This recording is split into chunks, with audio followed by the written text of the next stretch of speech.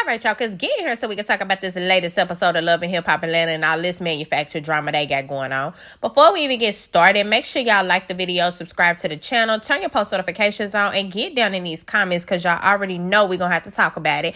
Let's go ahead and get into it. Now, Sierra ran to the studio with Khaotic. Gone are the days, y'all, where you have to actually be talented to become a rapper, a singer, a musician, any of that. You don't really need it. All you need is one hit song. So I'm not really mad at Sierra for capitalizing off of all the opportunities given to her. I mean, at the end of the day, she on Love and Hip Hop Atlanta. And I ain't never known Sierra to even be with nobody to do music. I don't understand how she even got on the damn show in the first place, but she here. So I guess she like, fuck it, I'm gonna just capitalize off of this opportunity. I can't be mad at that. Ericabanks come in, her and her triple stuffed BBL, and they sit down chopping it up. Khaotic suggests that they do a collab, and they both are like in agreement, no, that's not gonna work because of Sierra's close relationship with Rennie. I get it. You know, it's a double-edged sword at some point because it's like, damn, it's fucked up that a friendship is going to hinder you from making your money. But at the same time, that's what loyalty is. You don't mess with her. I don't mess with her. And that's just where we stand. And I love that both of them are grown. And despite the fact that they have agreed that, okay, we can be cordial, but neither one of us rock with each other for real, they can still sit down and have a scene together and look like they having a little fun. Now, Khaotic, you was around there being messy a little bit because you had said, Amy said something about Sierra's song. So that caused Sierra to be like, well, Amy only got what, like 4,000 views on her last song, so she got a nerve to talk about me. And the thing is, that is a read for somebody like Amy, who's an established rapper. She been rapping for years. So for the fact that Sierra might have more views on a song that she just came out of her ass with than you on your song, that say something. You know, it's a little messy, and Khaotic gonna carry it back and lie about it, but we gonna get to that a little bit later in the episode. Jock and Kendra, they go horseback riding, and they horseback riding with Rasheeda and Kirk. I actually think Rasheeda and Kirk set it up. And they also invited Amy because Rasheeda wasn't able to make Amy's last event. So they horseback riding, having a good time. They sit down, chop it up. Congratulations to Kendra. She has sold $50 million, or actually earned her company $50 million in revenue, not to be confused with her actually making $50,000. But she's closed 50, I'm sorry, not 1,000. I'm saying 1,000, honey. Put some respect on Big Kendra name, honey. She's closed $50 million in deals for her company, and that's a huge congratulations. So Jock tell them that he's going to do like a little celebration dinner for her, nothing big. Amy, here she come. Amy, I'm going to tell you, you are too beautiful for them to be making you look this stupid. I don't know if it's you going along with this storyline. You the one that came up with the storyline. But you in this Bambi situation, I need you to drop it. It looks crazy. It sounds crazy. And it does not make you look good. Amy started asking them for their advice on the whole Bambi situation, with Bambi talking to T.O. and not telling her the situation. It actually had to come from the dude T.O. Now, again, we gonna reiterate, this is a guy that Amy has messed with 12 years ago. This is ridiculous. Girl, you in your 30s. That shit must have happened at your early 20s or whatever. You have been in a whole nother public relationship, had YouTube channels and all of that with Mozzie, and you have the nerve to cop an attitude about the fact that Bambi didn't tell you that she was talking to somebody you talked to 12 years ago. Now, granted, Amy did lay the foundation for what she thought was a good reason for her feeling the way that she felt. She said that when Scrap tried to holler at her, Scrap and mamadee called her and tried to holler at her and hook her up with Scrap, she immediately told Bambi. So she's expecting that type of friendship in return. I just still ain't buying it. I just really feel like that's totally different. Now, I could see if you was with T.O. for 12 years, you was with him for a couple of years. What make it even worse, the man is in here saying that y'all never even actually dated. All y'all was doing was cuddy buddying. And that make you look even crazier because now you going nuts off of a dude that you wasn't never even really in a relationship. Come on. Like, it's no way to justify Amy feeling away towards Bambi on this. You know what I'm saying? Yes, Bambi could have been the one to tell her, okay, yeah, we building a friendship once she found out that her and T.O. talked. Because I guarantee you the shit ain't like it came up. I feel like also a couple seasons ago, I might be wrong. I'm gonna have to look for the receipts, y'all. But I swear, I feel like this man done appeared on a scene on Love and Hip Hop with Bambi before. There was a dude that she went on a date with at one point in time where either her and Scrap wasn't married yet or they were having eyes or something. And she went on a date and the dude looked just like this nigga. And I think it's the same one. So that is also telling me that if you've been watching the show for years, you've seen him around Bambi before, so you know that they've messed around. Like, this is just becoming crazy. I'm honestly glad that Jock was the only one. I don't think he spoke out there, but in the confessional, he like, nah, Amy, that ain't how this work. You know, the world is small. Atlanta's even smaller. It's not like, you know, they did it purposely or anything. This shit is ridiculous. It was over 12 years ago and you really need to let it go. And that's where I'm at with it. Rasheeda, they signed Amy as a brand ambassador for press, as you should. When the girl walked in the press fashion show, she looked like a Barbie. I say it all the time about Amy. That's why I hate that she's trapped in this fuck ass storyline they got her in. Because, honey, the face is tea, the body's tea. She looks good. Her hair is always done. Amy looks good. So it's completely understandable that Rasheeda would sign her as a brand ambassador. Erica's wedding dressing with Diamond, which threw me off because I didn't know they was cool like that. But Erica said they not super cool. It's just one of them friendships where they just hit each other up every now and then. I guess when they in town, and it wasn't too much to the scene. Basically, Erica or Diamond asked Erica what she thought about Sierra's song.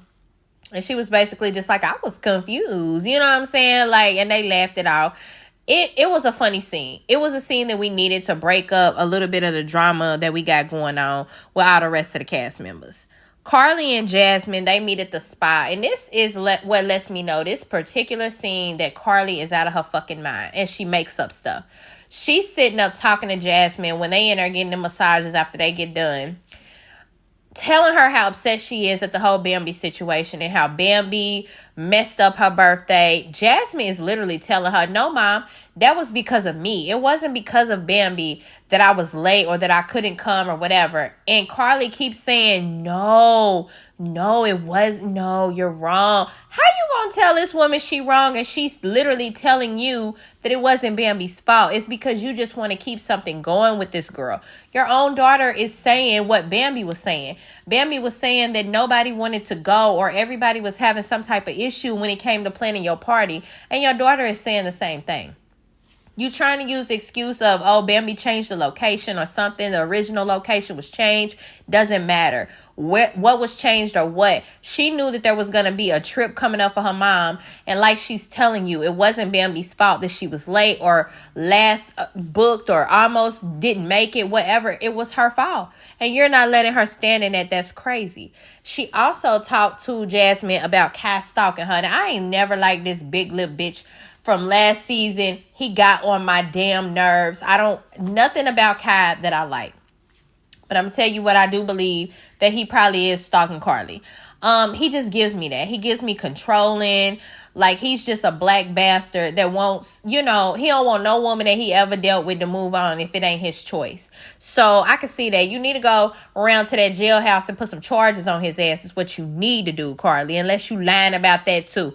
And we're going to get to that in a minute. Jock throwing Kendra her congratulations party. He got everybody there. All the cast members seem to be arriving.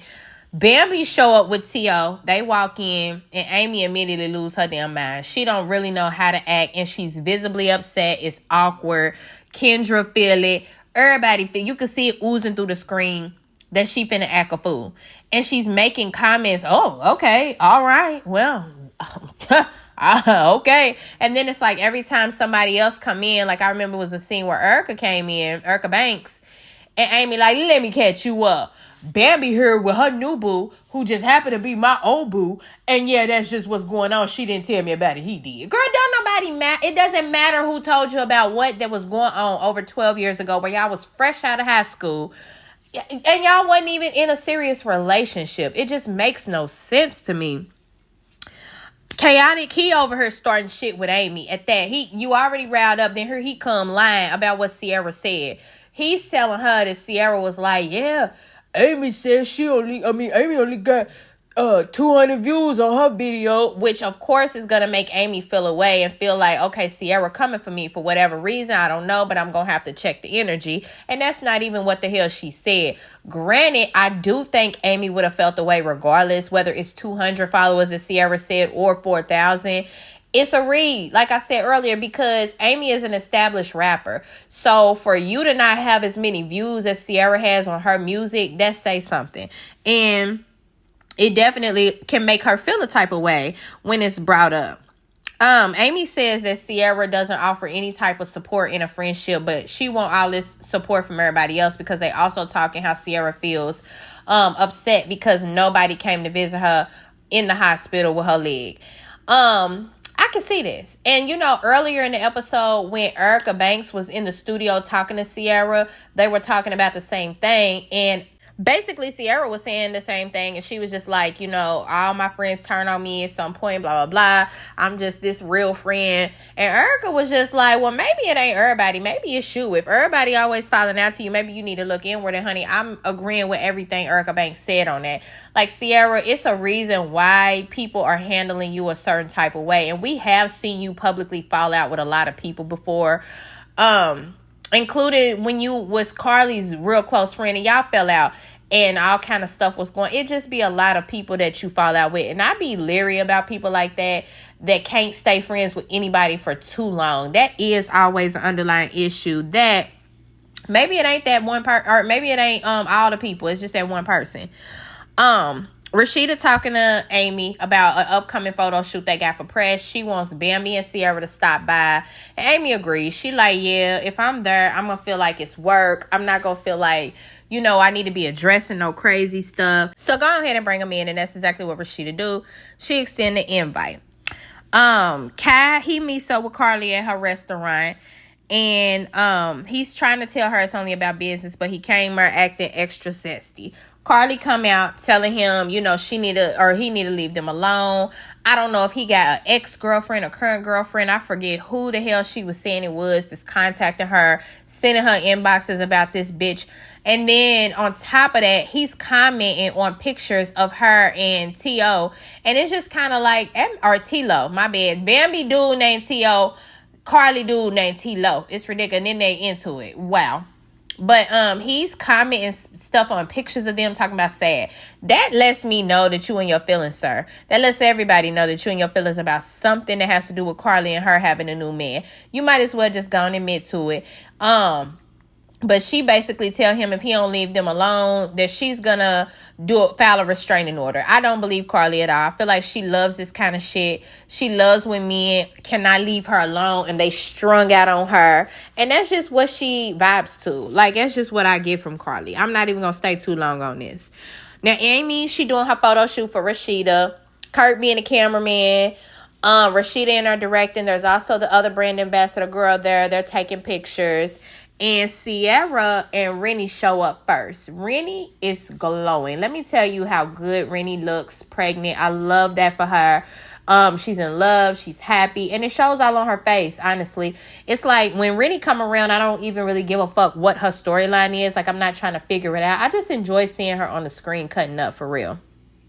But they come in. Rasheeda had already sent Amy to the bike to change into another outfit. So when Sierra come and sit down, she basically starts talking about how people didn't know the severity of her leg situation. The antibiotics were not taken for the first couple of days, so there was really talks apparently about the infection causing them to have to take her leg off. And again, now that we're learning the severity of it, I feel like she need to give people grace because it seemed like a huge publicity stunt.